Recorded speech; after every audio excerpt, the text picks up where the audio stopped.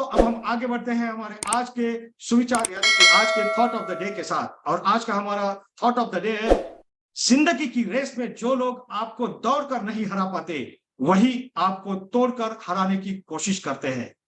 जी हाँ दोस्तों, ऐसी परिस्थिति का अनुभव आपने भी अपने जीवन में कभी ना कभी लिया होगा। लेकिन जिनके इरादे मजबूत होते हैं और जिनका रोड मैप क्लियर होता है, उन्हें ना कोई तोड़ पाता है और ना ही कोई हरा पाता है। और ऐसे ही कठिन परिस्थितियों से गुजरने के बावजूद भी अपने लक्ष्य से जरा भी न ढलने वाले लीडर ही है हमारे पृथ्वी के आने वाले अगले स्पीकर। तो दोस्तों, let's welcome the strong, courageous, confident executive director of MCL, Miss Prachi Dhole.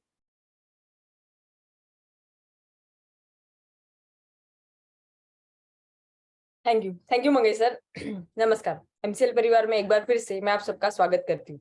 और चलिए हम बढ़ते आज के वेबिनार सेशन की ओर। हमें बचपन से ही सिखाया जाता है कि जल ही जीवन है, यानी पानी ही अपना जीवन है। लेकिन जैसे जैसे हम शायद बड़े होते हैं, हम इसका इम्पोर्टेंस भूल जाते हैं। लेकिन अगर आज की हम सिचुएशन कंसिडर करें तो आज भारत देश में लगभग पूरी दुनिया की 16% पॉपुलेशन रहती है, जहाँ पे हमारा जो वाटर अवेलेबिलिटी है वो सिर्फ 4% है। इतना ही नहीं है कि हमने खुद भारत देश ने पिछले 30 साल में हमने 30% वेटलैंड जो है उसको हमने गवा दिया है। और रिसेंटली जो 2018 में नीति आयोग की रिपोर्ट आई थी, उसके अनुसार हमें भारत देश में 2030 तक जो वाटर एसेसिबिलिटी है हम लोगों के लिए, वो बिल्कुल भी अवेलेबल नहीं रहेगी। तो ऐसी जब सिचुएशन आती है तब हमें ध्यान देना चाहिए कि वाटर रिसोर्सेस, हमारे आजू बाजू के जल स्रोत ऐसे क्या है। अगर हम नेचुरली देखते हैं तो नदी, नाले, झरने और तालाब, ये जो है वो नेचुरल रिसोर्सेस ऑफ वाटर है। तो अभी इन सब नेचुरल रिसोर्सेस में आज की जो कहानी है वो कहानी है तालाब की। तालाब हमारे जिंदगी में, हर एक इंसान के जिंदगी में एक बहुत इंपॉर्टेंट रोल प्ले करता है। हमारी बहुत सारी मेमोरीज रहती है जो तालाब के पास में रहती है, जहाँ पे इंसान को सिटीज में भी जब लगता है कि वो स्ट्रेसफुल है, वो जाके थोड़े रिलैक्स होते हैं। तालाब अपने आप में एक खूबसूरत इकोसिस्टम है, जहाँ पे पशु पक्षी, बहुत सारे जीव जो है वो अपना गुजारा करते हैं। लेकिन आज के सिचुएशन में, शायद वो सिटी हो या कोई गांव हो, वहां पे हमने तालाब को एक डंपिंग ग्राउंड बना के रख दिया है। हम सिर्फ यही काम करते हैं कि कोई भी जो गंदा पानी हो, कचरा हो, या फिर अगर कुछ भी ना हो पाए तो वहां पे हम नई बिल्डिंग्स बना देते हैं। ये तालाब की सिचुएशन है। लेकिन ऐसे ही सभी सिचुएशन में जब धरती माता को लगता है कि नहीं, अभी किसी की जरूरत है, तो वहां पे धरती पुत्र की तैयारी होती है। और वैसे ही आज की जो कहानी है वो है पॉन्ड मैन ऑफ इंडिया, जिसको तालाब पुत्र या तालाब मैन ऑफ इंडिया भी कह सकते हैं, जिनका नाम है रणवीर तंवर, और वो यूपी के रहने वाले हैं। ये जो इंसान है वो यूपी के एक अपने छोटे से गांव में इनका जन्म हुआ। और उनकी सिचुएशन एक लोअर मिडिल क्लास की भी सिचुएशन ऐसे होती है कि उनके यहाँ पे 10वीं तक सीखना मतलब बहुत बड़ी बात थी। लेकिन इन्होंने 10वीं तक तो वो बाकी लोगों के साथ में सीखे ही, लेकिन इसके बाद में उन्होंने दूसरे गांव में जाके 12वीं भी किया। 12वीं करने के बाद में जब इनके घर को लगा कि बस अभी ये सीखना जो है वो छोड़ देगा, लेकिन इन्होंने इसको नहीं छोड़ा। उन्होंने अपनी डिग्री कंप्लीट की मैकेनिकल इंजीनियरिंग में। इंजीनियरिंग बनने के बाद में उनको एमएनसी में जॉब मिला। लेकिन हमेशा उनके दिल में जब वो एमएनसी में काम करते तब नहीं, लेकिन बचपन से एक चीज उनको जो सता रही थी वो थे तालाब। कि मेरे जो तालाब है जहाँ पे मैंने अपनी जिंदगी बिताई हुई है, वो अभी सूखे पड़ रहे हैं, वो अभी जीवित नहीं रह रहे, वो मर रहे। उन्होंने फिर एक काम किया कि बचपन में जब उनका वो इंटरेस्ट था, तब वो ट्यूशन में जाते थे, पैम्पलेट बनाते थे, अपने फ्रेंड्स को देते थे कि हमें तालाब को जिंदा रखना है, उसके लिए काम करना है।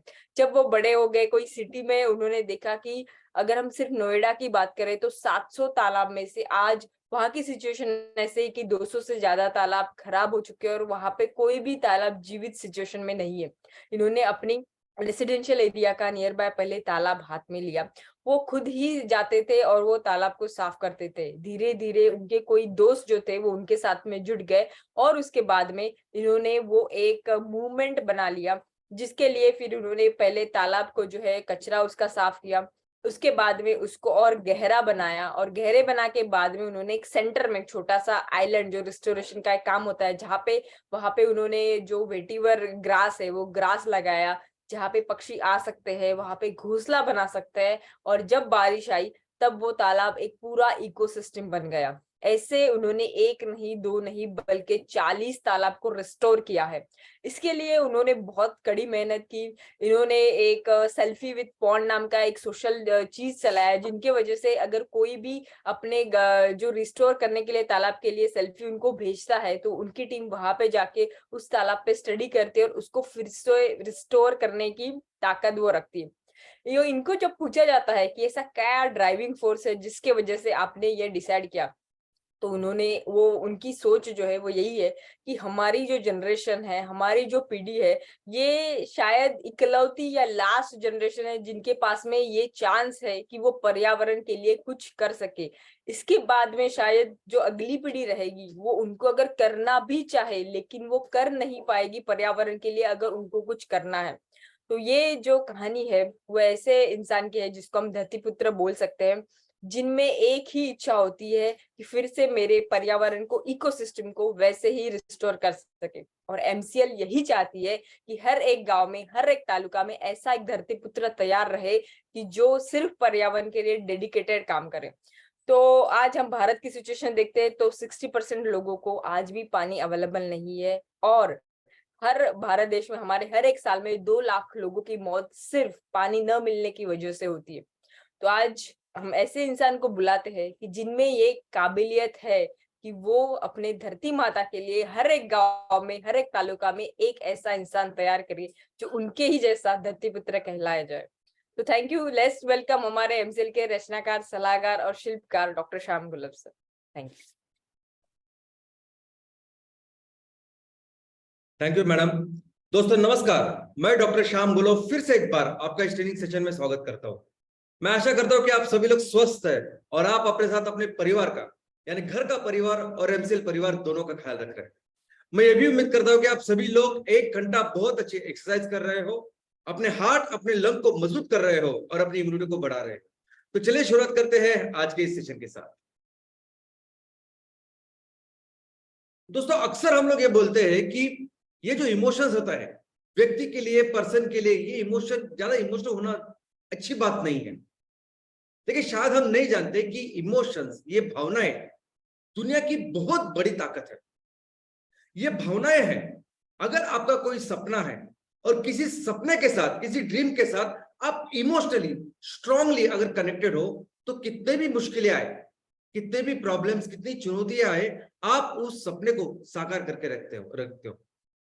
दोस्तों महात्मा गांधी जी ने जब अंग्रेजों के खिलाफ इस स्वतंत्रता के लिए, आजादी के लिए जंग छेड़ी, आंदोलन की शुरुआत की, तब उस आंदोलन में करोड़ों लोग इसी इमोशन से, इसी ताकत के साथ जुड़े हुए, और इसी का कारण था कि जिसकी वजह से उस टाइम की दुनिया की सबसे स्ट्रांग मिलिट्री, सबसे स्ट्रांग ऐसा नेशन, सबसे स्ट्रांग ऐसा देश, निशस्त्र लोगों ने अपने देश से खरीद दिया और आजादी प्राप्त की।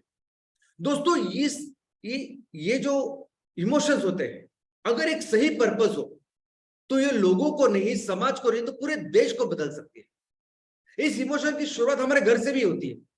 हम अपने भाई बहन के साथ इतने जो स्ट्रांगली कनेक्टेड होते हैं, वो इसलिए नहीं होते कि हम बायोलॉजिकली एक ही माँ, एक ही पिताजी के संतान होते हैं या बच्चे होते हैं। हम इसलिए कनेक्टेड होते हैं कि हम इमोशनली हमारे भाई और बहनों के साथ कनेक्टेड होते हैं। और ये इमोशन में इतनी ताकत होती है कि दुनिया की कोई भी प्रॉब्लम हो, कोई भी समस्या है, इस समस्या को सिर्फ हम इमोशन के साथ, इसकी ताकत के साथ सॉल्व कर सकते हैं।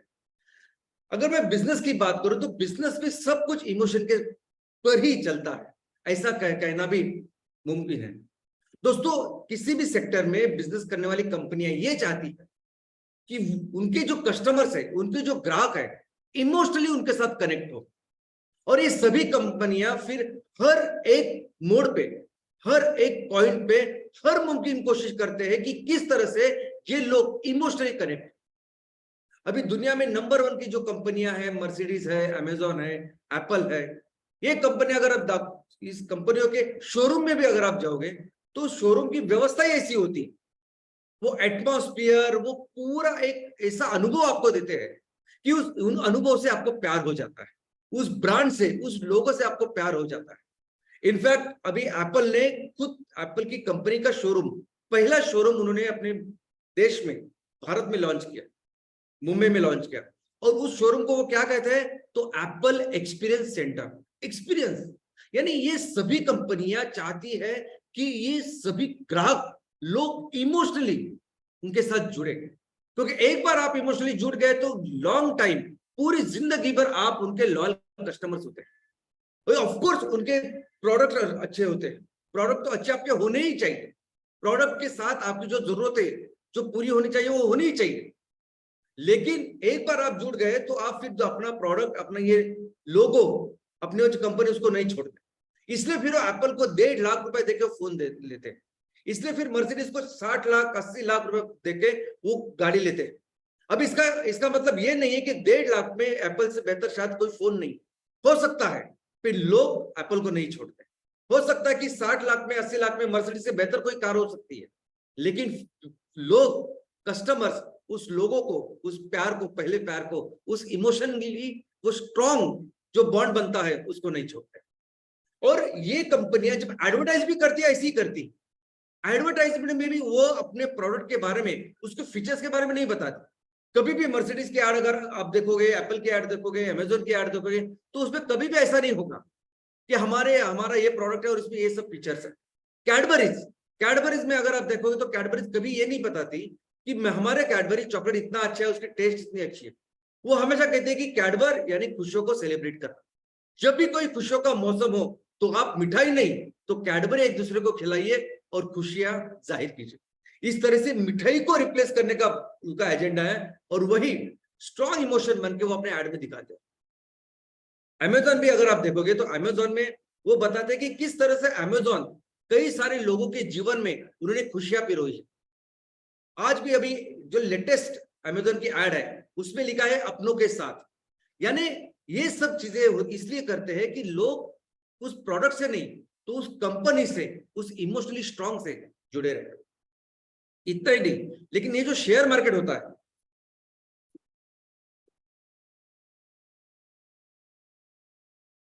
अपने देश का शेयर मार्केट, इनफैक्ट दुनिया का कोई भी शेयर मार्केट, ये शेयर मार्केट भी चलता है सेंटिमेंट्स के ऊपर, इमोशंस के ऊपर। आपने बहुत बार अखबारों में पढ़ा होगा, आपने टीवी में देखा होगा कि आज सेंसेक्स इतना, इसमें इतनी उछाल आई या इतनी गिरावट हुई। आज शेयर मार्केट का सेंटिमेंट ये न्यूज में भी वो बार बार इस सेंटिमेंट, इस शब्द का उपयोग करते, इस इमोशन के शब्द का उपयोग करते। किसका सेंटिमेंट, कौन सा सेंटिमेंट? तो दोस्तों इन्वेस्टर, निवेशकों का सेंटिमेंट। निवेशक किसी कंपनी के बारे में बहुत उनको आत्मविश्वास होता है कि ये कंपनी आगे चल के बहुत अच्छा काम करेगी, ये कंपनी आगे चल के हमें बहुत अच्छा रिटर्न देगी। भले ही जो परफॉर्मेंस है आंकड़ों में वो अलग होता है, लेकिन किसी कंपनी के बारे में उनको कॉन्फिडेंस होता है, ओके। या किसी कंपनी के बारे में उनको डर लगता होता है कि इस कंपनी के आगे जाके क्या होगा, क्या वो करेंगे। तो किसी कंपनी, जिस कंपनी के बारे में फिर उनको डर होता है, चिंता होती है, तो उसके शेयर नीचे आते हैं। अभी ये जो भावनाएं हैं किसी कंपनी के परफॉर्मेंस के बारे में, बहुत बार तो उसका जो आज का जो परफॉर्मेंस उससे कोई लेना देना नहीं होता उसका। ये भावनाएं उनके मन में कैसे पैदा होती है, कैसे निवेशक, इन्वेस्टर, उनके मन में वो आत्मविश्वास तैयार होता है या डर तैयार होता है, कहां से उत्पत्ति होती है इस भावनाओं की? तो ये उत्पत्ति होती है उस कंपनी के प्रमोटर से, उस कंपनी के ओनर से, उस कंपनी के डायरेक्टर से। वो कंपनी के डायरेक्टर, जो मेन प्रमोटर है, वो क्या सोचते हैं अपने कंपनी के बारे में, उनमें कितना आत्मविश्वास है अपने कंपनी के बारे में। फिर वो आत्मविश्वास, वो जो भावनाएं फिर इन्वेस्टर, जो निवेशक है, उनमें आती है। कई सारी कंपनियां हैं जिस कंपनी का पूरा भविष्य बदल कर रख दिया उन प्रमोटर के आत्मविश्वास ने, उनकी ये स्ट्रांग भावनाओं ने, इमोशंस ने। और ऐसा बहुत ही सटीक एग्जांपल है एप्पल का। एप्पल दुनिया की आज नंबर 1 कंपनी है, लेकिन एक समय ऐसा था कि एप्पल पूरी तरह से डूब चुकी थी। सिर्फ 6 महीने बाकी थे एप्पल को बंद होने के लिए, और इसी 6 महीने पहले एंट्री हुई स्टीव जॉब्स के। वही स्टीव जॉब्स जिन्होंने इस कंपनी की स्थापना की थी, लेकिन उनको निकाल दिया गया। वही उन्होंने एंट्री की 6 महीने पहले, और ना कि सिर्फ उन्होंने अपने एप्पल को, उस कंपनी को डूबने से बचाया, लेकिन उन्होंने इस कंपनी को दुनिया की नंबर 1 कंपनी बनाई। और वैसे ही कहानी जिलेट की है। जिलेट आज की तारीख में हमारे देश में भी अगर आप देखोगे तो ग्रूमिंग, मेंस ग्रूमिंग होगी, वुमेन्स ग्रूमिंग होगी, ये शेविंग वगैरह, उसमें नंबर 1 ब्रांड है। इतना बड़ा ब्रांड है, इतना बड़ा बिजनेस जिलेट करता है कि कोई दूसरी कंपनी जिलेट के आसपास भी नहीं है। लेकिन एक समय ऐसा था कि जिलेट भी उस कगार पे था, बंद होने के कगार पे था। लेकिन वो प्रमोटर्स जो ओनर है, उन्होंने फिर वो हिम्मत, वो आत्मविश्वास अपने लोगों में, इन्वेस्टर्स में, सब में भरा, और फिर उस इमोशन के साथ फिर उन्होंने अपनी कंपनी को वहां तक को लेके गया। तो दोस्तों, आज एमसीएल की स्थापना जो हमने की है, हमने एक मिशन के लिए एमसीएल की स्थापना की, इस ऑर्गेनाइजेशन की स्थापना की, और हमारा मिशन है कि हमें इस दुनिया को फिर से शाश्वत विकास की ओर लेके जाना है, सस्टेनेबिलिटी की राह पर लेके जाना है। क्योंकि करोड़ों सालों से प्रकृति ने, इस धरती माँ ने इस दुनिया का ख्याल रखा है। 450 करोड़ साल पहले इस धरती का जन्म हुआ। 350 करोड़ सालों से करोड़ों जीव हमारे इस दुनिया में, धरती पे रहते हैं, अलग अलग तरह के वनस्पति प्राणी रहते हैं। हम सिर्फ 2 लाख साल से अभी इस दुनिया के ऊपर, लेकिन हम अपने विकास के नाम पर, डेवलपमेंट के नाम पे इस तरह की तबाही हमने की है कि इस धरती माँ ने इस करोड़ों जीवों का ख्याल रखने के लिए एक व्यवस्था की है जिसका नाम है पर्यावरण, जिसका नाम है इकोसिस्टम, और उसको पूरी तरह से बिगाड़ के हम लोगों ने रखा है। इस व्यवस्था इस तरह से बिगाड़ी है कि आज हर दिन 150 से लेकर 200 जीव, जिसमें वनस्पति है, प्राणी है, ये हमेशा के लिए ये दुनिया धरती छोड़ के लुप्त हो रहे हैं। लुप्त होने का मतलब उनका एक भी अवशेष, उनका एक भी नमूना या एग्जाम्पल अभी इसमें नहीं है। मनुष्य भी एक जीव है। हमारे इस जीव के 750 करोड़ इतने नमूने हैं, इतनी आबादी है हमारी, और ये जो 150-200 जीव हमेशा के लिए लुप्त हो रहे हैं, उनका अभी एक भी नमूना भी रहेगा नहीं, एग्जाम्पल अभी रहेगा नहीं। तो आप सोच सकते हैं कि कितनी तबाही हमने की। और जब हम अपने इस मिशन के साथ लोगों को इमोशनली कनेक्ट करेंगे कि हमें अभी मिलकर इस दुनिया को बचाना है, धरती माँ को बचाना है, तो आपको कोई मार्केटिंग करने की जरूरत नहीं, लोगों को बताने की जरूरत नहीं कि आपको फॉसिल फ्यूल को छोड़ जैव ईंधन को अपनाना है। कोई एक्स्ट्रा स्पेशल मार्केटिंग एडवर्टाइजमेंट की जरूरत नहीं है कि आपको उनको पेट्रोकेमिकल को छोड़ना है, क्योंकि उनको पता चलेगा कि मुझे जब दुनिया को बचाना है तो इस पेट्रोकेमिकल्स, ये फॉसिल फ्यूल जो दुनिया को इतनी बुरी तरह से इसको बर्बाद कर रहे हैं, उसको कंपलसरी हमको छोड़ना पड़ेगा, और हर व्यक्ति फिर इसमें कॉन्ट्रीब्यूट करेगा। दोस्तों, अगर मैं बिजनेसेस की बात करूं, मैं प्रोडक्ट्स की बात करूं, तो आज इतने सारे चीजें, इतने सारे वस्तु, इतनी सारी चीजें गलत हो रही है, इतने सारी वस्तुएं हैं जो इस धरती को तबाह कर रही है। ये सभी चीजें हमें रिप्लेस करनी पड़ेगी। ये सभी जो चीजें जिस तरीके से चल रहा है उसको बदलना पड़ेगा। हम कहते हैं कि फल खाने चाहिए, फल सेहत के लिए बहुत अच्छे होते हैं, लेकिन आज अगर कोई फल लेंगे तो पता ही नहीं चलता कि कितने केमिकल्स उसमें है। हार्डली कुछ फल ऐसे होते हैं कि जो एक्चुअली पेड़ पे पके हुए होते हैं, अदरवाइज बाकी के सब जो फल होते हैं उसमें केमिकल्स मार मार के उनको पकाया जाता है, और ऐसे केमिकल्स के भरे हुए फल हम कैसे खाएंगे। आज जब भी कोई त्योहार आता है, दूध की डिमांड बढ़ती है। पता नहीं होता, आज तो ऐसी कंडीशन है कि तो पता नहीं होता कि ये दूध एक्चुअल दूध है कि नहीं, क्या कोई केमिकल्स।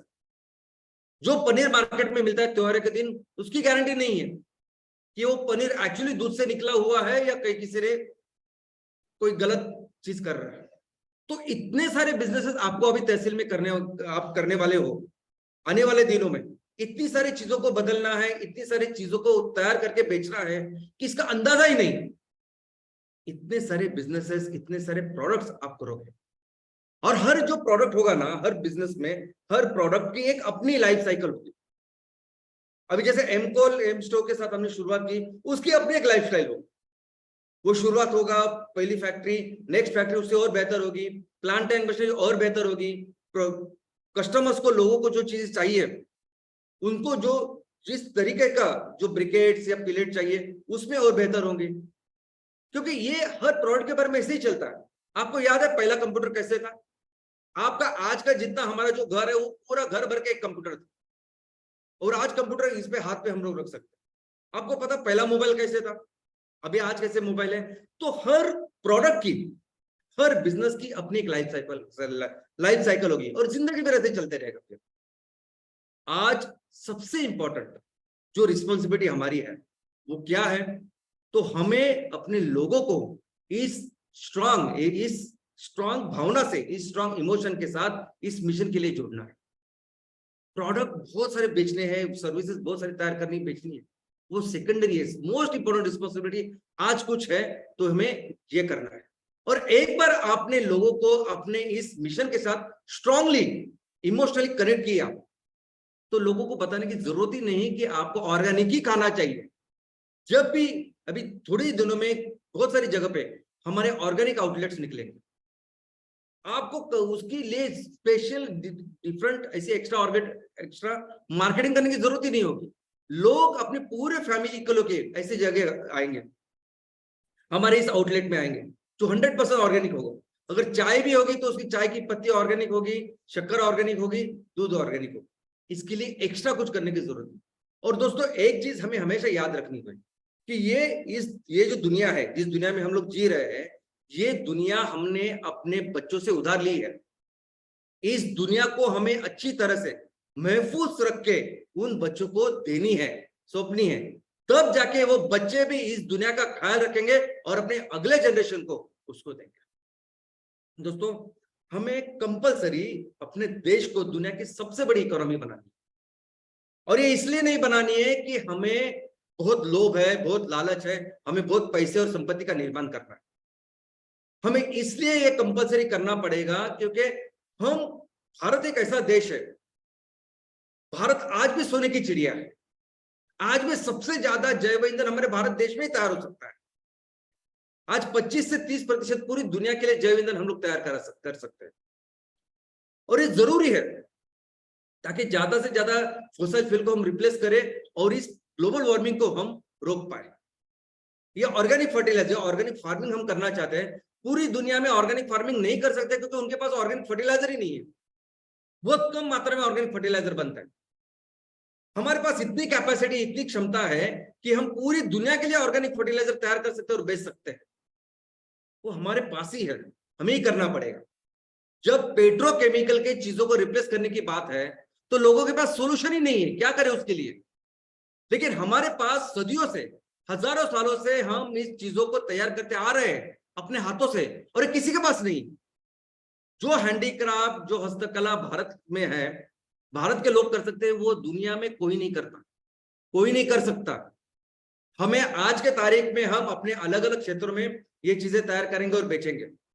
उड़ीसा में तैयार करेंगे, कर्नाटक में तैयार करेंगे, राजस्थान में तैयार करेंगे, उत्तर प्रदेश, मध्य प्रदेश में तैयार करेंगे और पेट्रोकेमिकल को रिप्लेस करेंगे।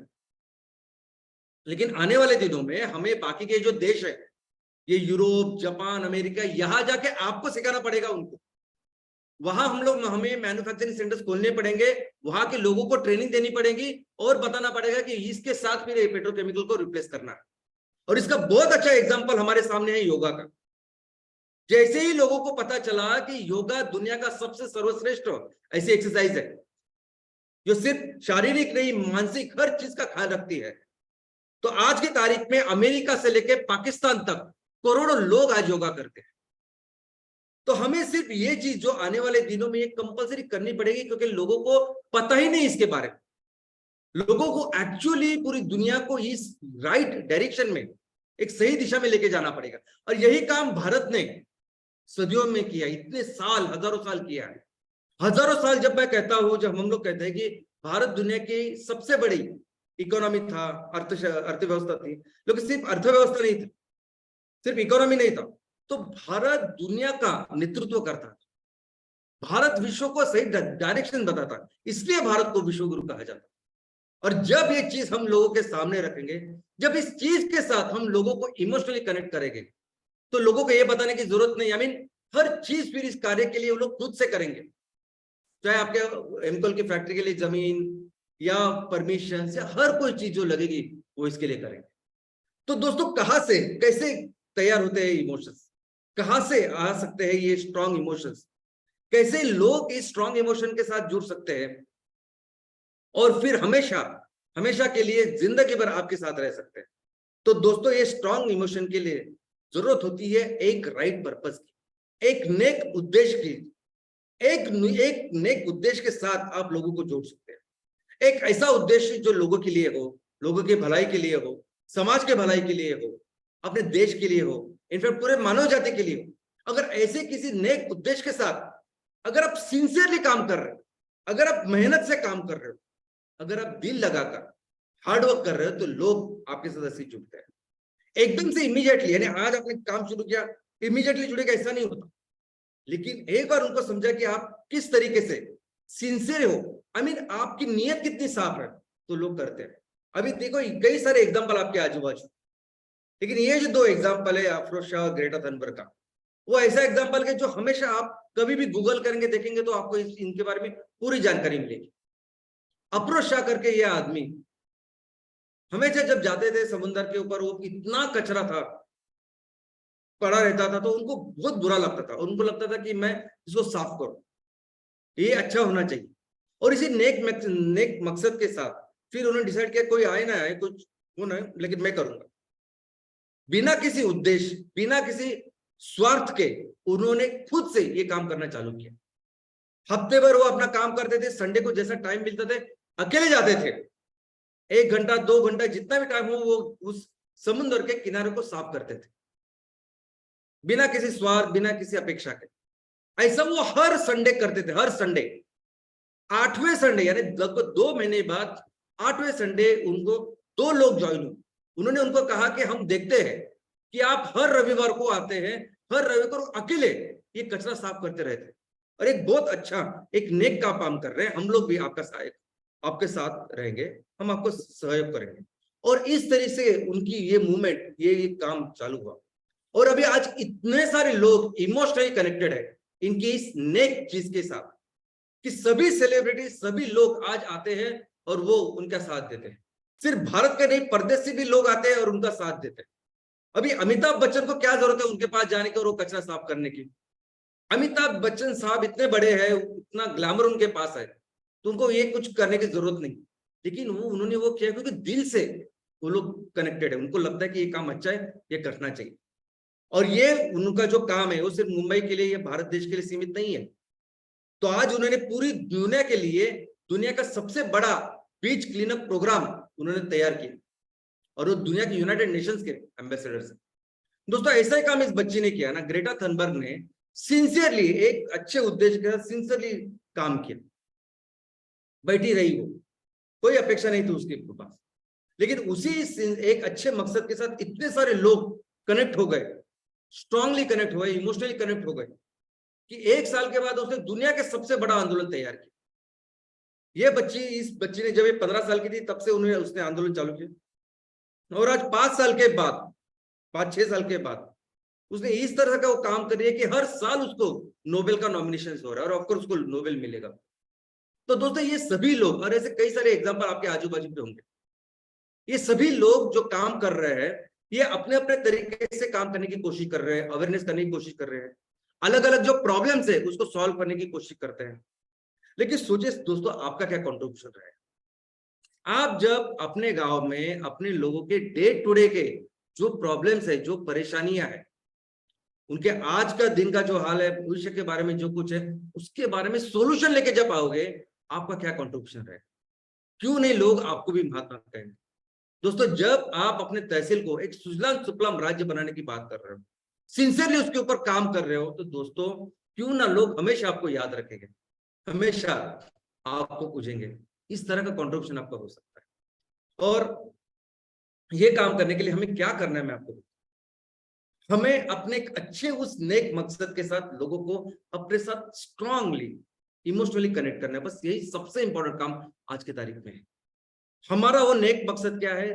तो हमारा वो नेक मकसद, हमारा वो काम, हमारा वो मिशन है 5E। पहला ई यानी क्या? तो एनवायरनमेंट, पर्यावरण का संवर्धन, एनवायरनमेंट कंजर्वेशन। आज हमारे तहसील में, हमारे गांव में, शहरों में जो हवा, जिस हवा में हम सांस लेते हैं, वो कितनी प्रदूषित हो गई है। जो पानी, जिस पानी की वजह से हमारा गांव बसा, हमारी शहरें बसी, आज कितना खराब करके रखा है। हर तरह हमने, अभी जैसे मैडम ने कहा कि वेटलैंड, हर एक अपने अपने इकोसिस्टम, अलग अलग इकोसिस्टम को हमने बिगाड़ के रखा है। और हम जब इस मिशन के साथ आएंगे कि हमें कंपलसरी हमारे इस पर्यावरण का ख्याल रखना है, तो कई सारे लोग ऐसे हैं जो अपने आप इससे जुड़ेंगे, क्योंकि वो हमेशा चाहते हैं कि कोई तो आए और इसके लिए काम करे। क्योंकि इस प्रदूषण की वजह से कई सारे लोगों का सिर्फ हेल्थ ही नहीं, उनकी रोजी रोटी, उनका भविष्य सब कुछ खतरे में आ चुका है। और जब आप लोगों के साथ कनेक्ट करोगे, लोग जब आपके साथ इस मिशन के लिए कनेक्ट हो गए, तो लोगों को ये बताने की जरूरत ही नहीं कि पेट्रोकेमिकल को बंद करना चाहिए, और हमारे लोग जो तैयार करेंगे उसके सस्टेनेबल चीजों के साथ काम करना चाहिए। लोगों को ये बताने की जरूरत नहीं कि मुझे वो एलपीजी बंद करना है और मुझे एमकोल और एमस्टोक के साथ काम करना है, मुझे पर्यावरण का ख्याल रखना है। दूसरा ही 100% एम्प्लॉयमेंट। हमें अपने तहसील में जितने भी महिला है, जितने भी पुरुष हैं, जिनको आज काम की जरूरत है, रोजी रोटी की जरूरत है, वो 100% एम्प्लॉयमेंट हम देंगे।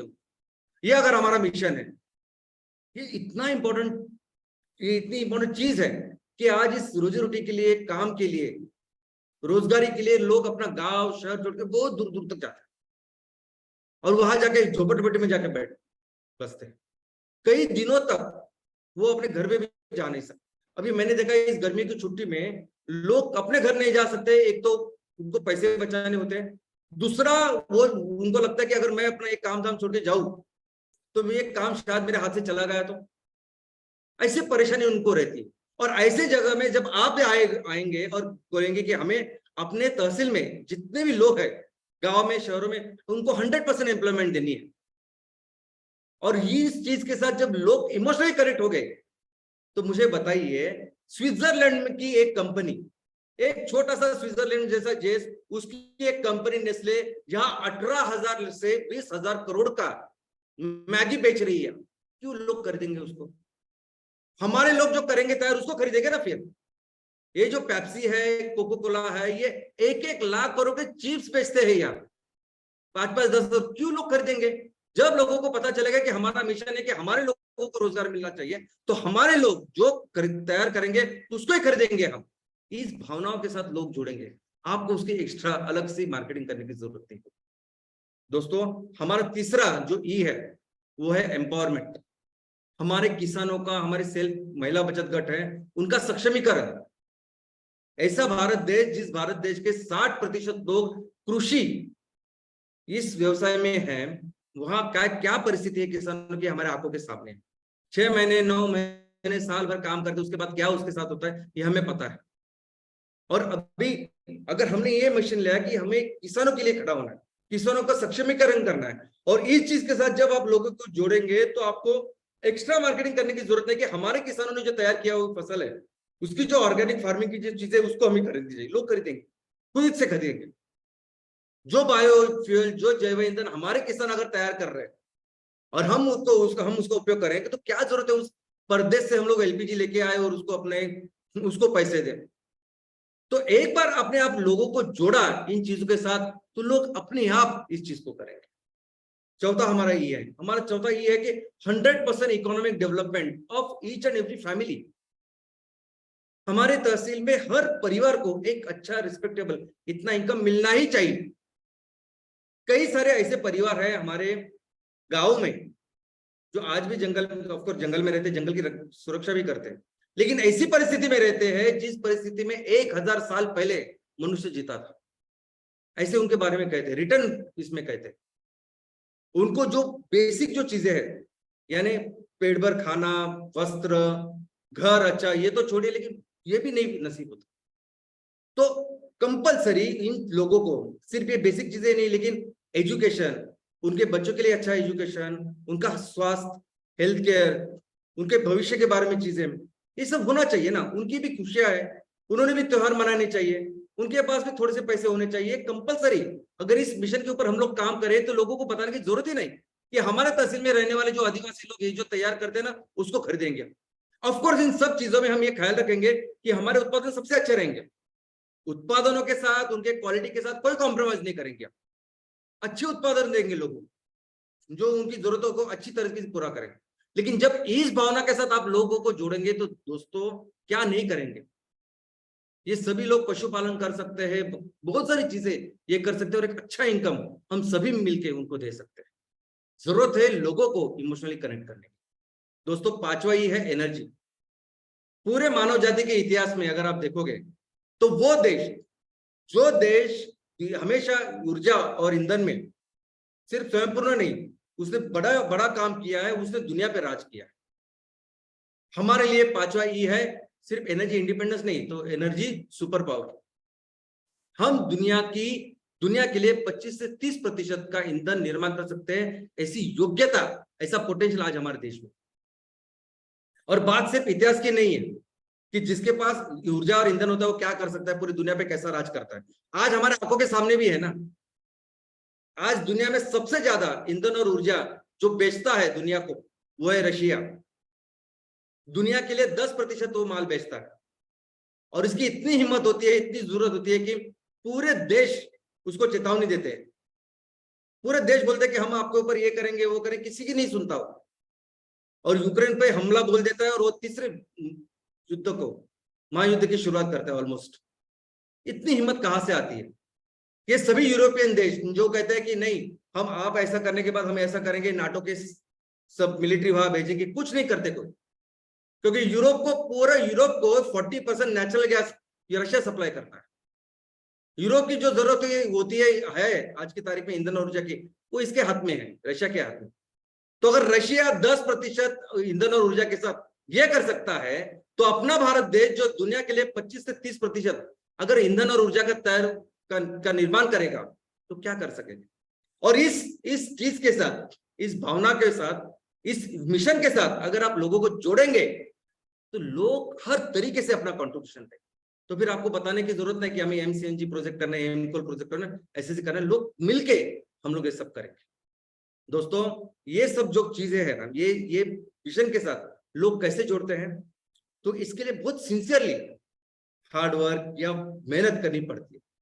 और हम ये इसकी अपेक्षा ही नहीं कर सकते कि आज हमने ये बात बताई, हम लोगों के भले के लिए बोल रहे हैं, सब अच्छा है, आज से ही लोगों ने मेरे साथ जोड़ना चाहिए। नहीं होगा, आज नहीं होगा। लोग, आप अपेक्षा मत कीजिए, क्योंकि अभी तक लोगों के सामने कई सारे अलग अलग तरह के लोग आए हैं। कई सारे लोग आते हैं और अलग अलग उनको प्रोमिसेस देते हैं, वचने देते हैं अपने खुद के निजी स्वार्थ के लिए। और जैसे ही उनका निजी स्वार्थ पूरा हो जाता है, वो निकल जाते हैं, भूल जाते हैं अपने पूरे जो कुछ वादे वगैरह किए थे उन्होंने। और ऐसे जगह पे जब आप भी आ रहे हो और कुछ बोल रहे हो, तो वो कैसे भरोसा रखे आपके ऊपर, हमारे ऊपर, कि आप भी उनमें से वैसे ही नहीं हो करके। लेकिन जब हम सिंसियरली काम करेंगे, सिर्फ 6 महीना अगर एक काम करेंगे, हम जब सिंसियरली काम करेंगे, दोस्तों, लोग इस तरह से हमारे साथ जुड़ेंगे जो जिंदगी भर हमारा साथ देंगे।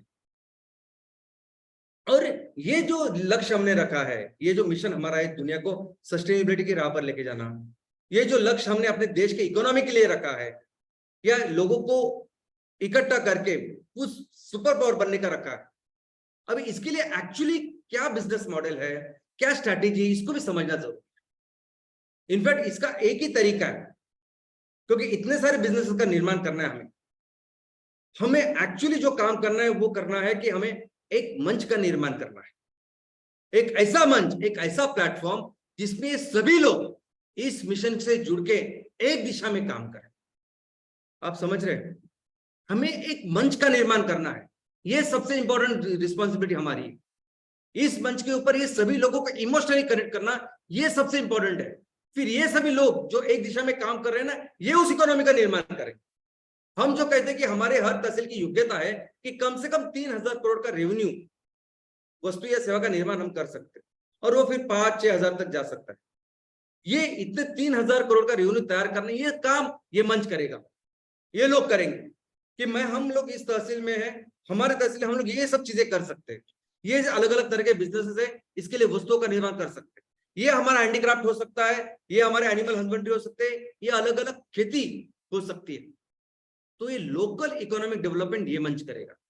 दोस्तों, हर तालुका की एक अपनी योग्यता है, हर तालुका अलग अलग तरीके का है, उसकी अलग अलग स्ट्रेंथ्स है, अलग अलग रिसोर्सेस है। तो इस अलग अलग तहसील के अलग अलग रिसोर्सेस को डेवलप करना, अपने पोटेंशियल तक लेके जाना, ये मंच करेगा। कोई स्कीम, कोई सरकार की योजना कि इसमें इतना काम नहीं करेगी जितने ये लोग, ये मंच इस पे काम करेंगे। कई सारे ऐसे एरियाज है, जैसे खेती है, पानी है, वाटर रिसोर्स का डेवलपमेंट, सब ये ऐसी चीजें कि जहां लोकल सॉल्यूशन की जरूरत है। इनोवेशन की जरूरत है, रिसर्च की जरूरत है। कोई अमेरिका यूरोप में कोई कुछ रिसर्च होता है, वो यहाँ के हमारे गांव का प्रॉब्लम शायद वो नहीं सॉल्व कर सकता, लेकिन हमारे सामने जो किसानों के खेती के लिए, पानी के लिए, घर के लिए, कई सारे अलग अलग एरियाज में जो रिनोवेशन की जरूरत है, रिसर्च की जरूरत है, वो भी ये मंच करेगा। इस मंच में जब सब इकट्ठा आ जाएंगे तो हमारे तहसील में रहने वाले इंजीनियरिंग करने वाले बच्चे, आईटीआई के बच्चे, इनफैक्ट कोई भी व्यक्ति इसके ऊपर रिसर्च डेवलपमेंट करके सोल्यूशन लेके आ सकता है। यही वो मंच है, वो अलग अलग बिजनेस मॉडल तैयार करें, क्योंकि जिस तरह से बिजनेस दिल्ली में, मुंबई में होता है, वैसे ही हमारे गांव में होगा, वैसे ही करेगा जरूरी नहीं। हमारे गांव में, हमारे तहसील इस तरह का हम लोग बिजनेस करें तो अच्छी बात है। तो अलग अलग बिजनेस मॉडल्स ये मंच तैयार करेगा। हमारे किसानों के लिए जो सपोर्ट सिस्टम चाहिए, हमारे किसानों की एक्चुअल में क्या जरूरत है, उनको बीज लगते हैं, फर्टिलाइजर लगते हैं, मार्केट लगते हैं, क्या लगता है, ये सब ये मंच डिसाइड करे।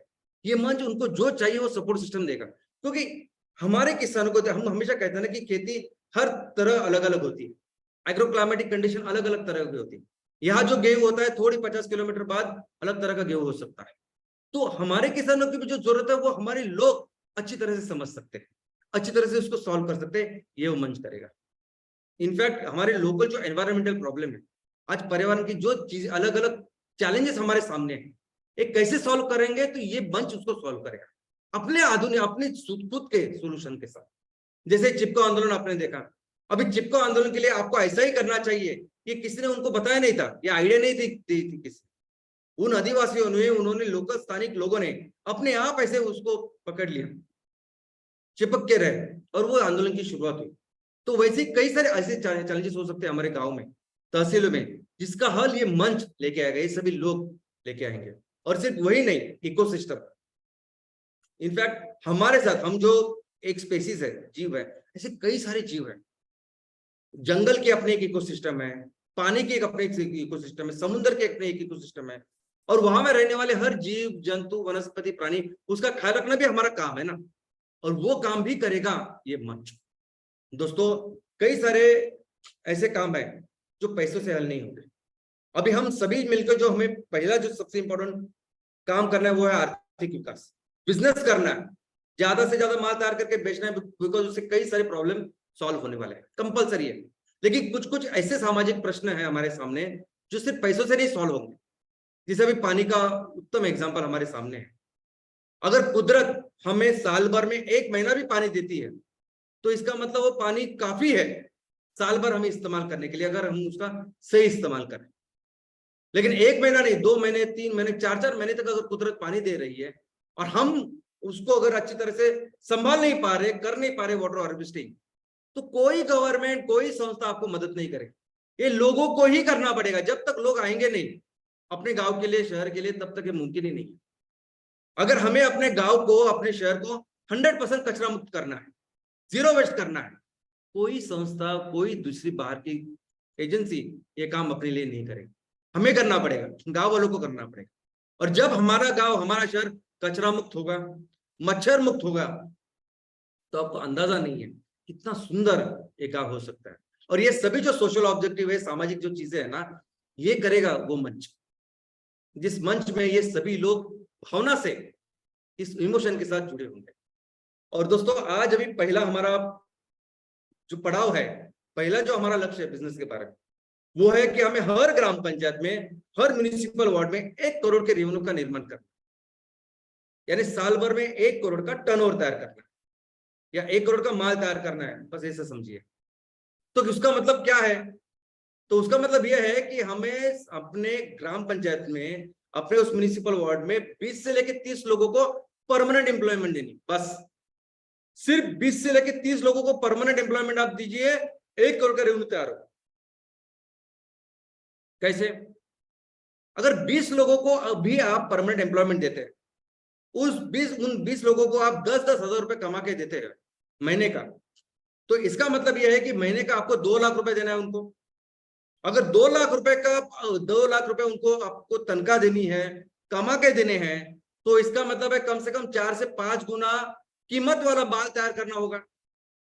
तो अगर 2 लाख रुपए देने हैं, तो कम से कम 8 से 10 लाख रुपए का माल तैयार करके लेना होगा, तब जाके 2 लाख रुपए हम लोग दे पाएंगे उनके।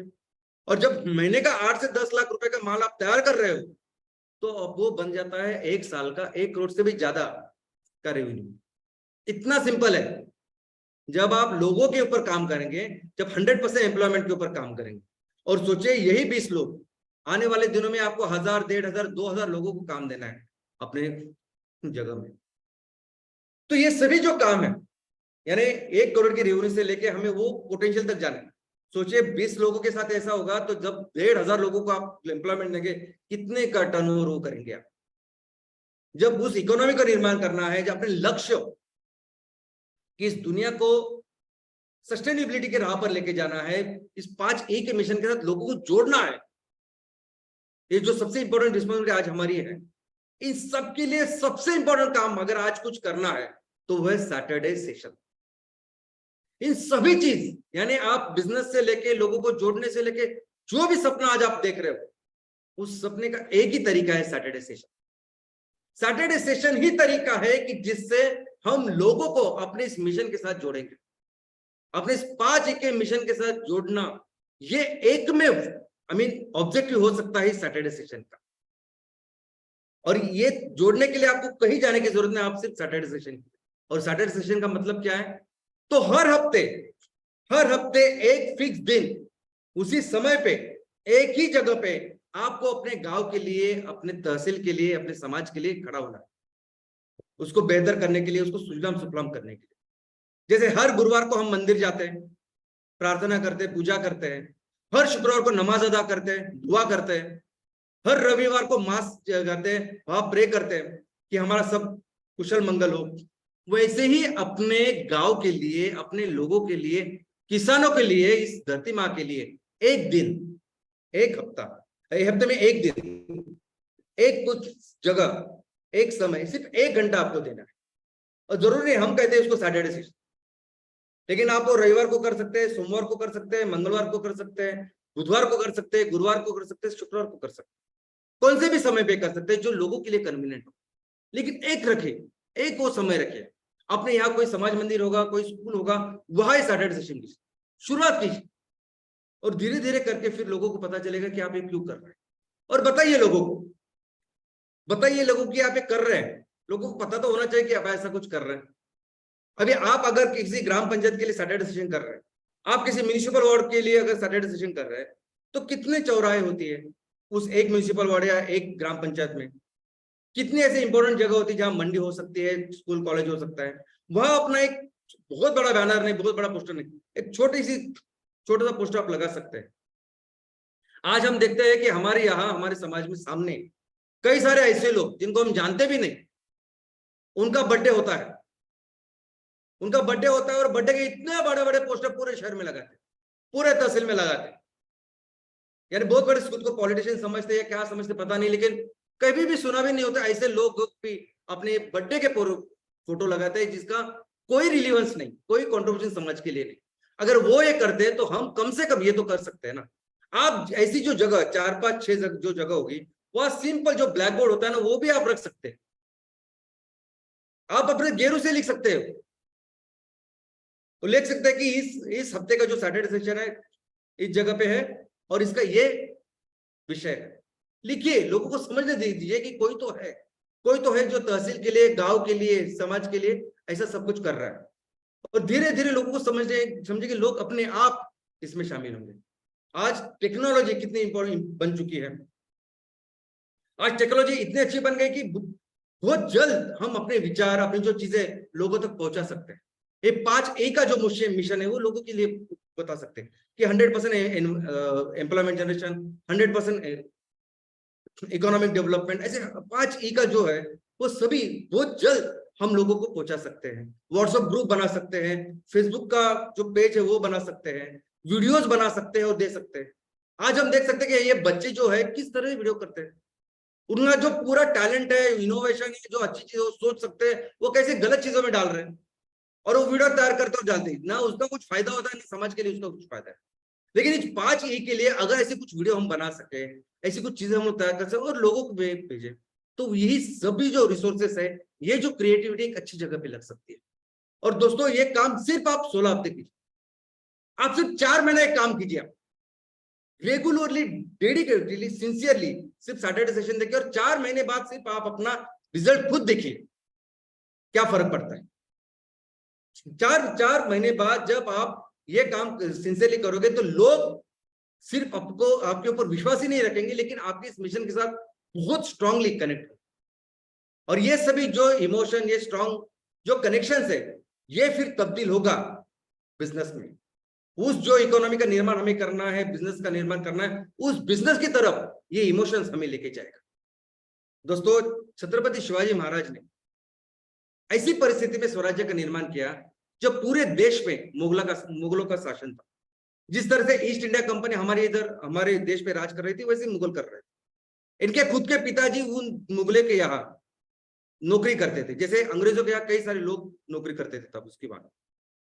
और वहां नौकरी, अपने पिताजी नौकरी कर रहे हैं और 16 साल का एक बच्चा ऐसा सपना देखता है, ऐसा मिशन रखता है लोगों के सामने कि मुझे अपने लोगों का राज्य यहाँ निर्माण करना, और अपने लोगों का, उसमें जात पात धर्म बिन कुछ नहीं, मेरे यहाँ, मेरे इस राज्य में रहने वाले लोगों का राज्य होना चाहिए, स्वराज्य होना चाहिए।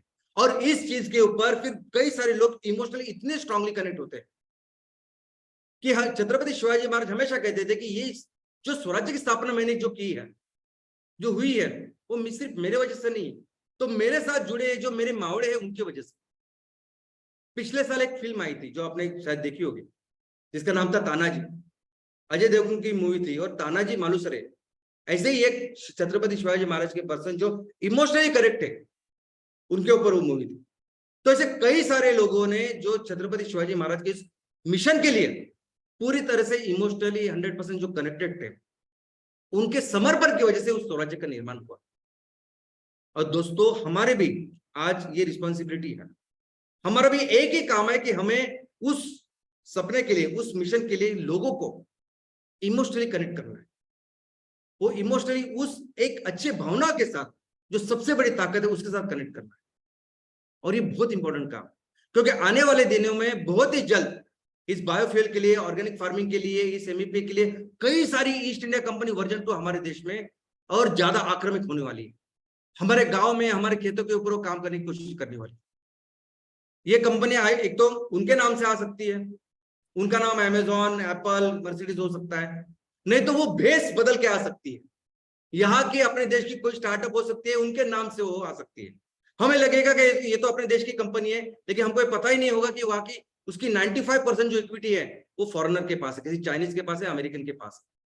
और वो आएंगे, उनका पहला काम क्या होगा कि जो भी अपने इस सेक्टर में काम करने वाले, पहले उनको पूरी तरह से एलिमिनेट करें और फिर अपने टर्म्स पे ये पूरा मार्केट कंट्रोल करें। फिर वो किसानों को बोल सकते हैं कि आप 1 रुपए से क्यों एमसीएल को नेपियर घास दे रहे, हमें दीजिए, हम आपको 2 रुपए दें। और भाई एक बार उनको कंट्रोल आ गया तो फिर वो चारा नहीं भी देंगे, आटा नहीं देंगे, उनके ऊपर रहेगा दोस्तों। लेकिन अगर ये किसान, अगर ये लोग हमारे से इमोशनली कनेक्ट हो, तो 2 रुपए क्या 3 रुपए भी अगर देंगे तो लोग कोई वहां जाएंगे, कोई वहां जाएगा। हमेशा डट कर हमारे साथ वो खड़े रहेंगे, क्योंकि उनको पता होगा जिस कंपनी के लिए वो काम कर रहे हैं वो कंपनी किसानों की, लोगों की है, वो भविष्य लोगों का है। और फिर किसी की हिम्मत नहीं होगी, किसी भी बाहर की कंपनी की हिम्मत नहीं होगी कि वो यहाँ आए और फिर से हमारे लोगों को गुलाम बनाए और फिर से यहाँ ऐसे बिजनेस करे जो जिस तरीके से अभी बाजू के सेक्टर में लोग काम कर रहे हैं। एक बार हमने ये काम कर लिया तो दोस्तों मिलकर हम देश को फिर उस पोटेंशियल तक लेके जा सकते हैं जिसकी काबिलियत हम रखते हैं, और फिर से दुनिया में नंबर 1 की इकोनॉमी अपने देश को बना सकते हैं और अपना देश फिर से दुनिया का नेतृत्व कर सकता है। जय हिंद, जय एमसीएल, धन्यवाद।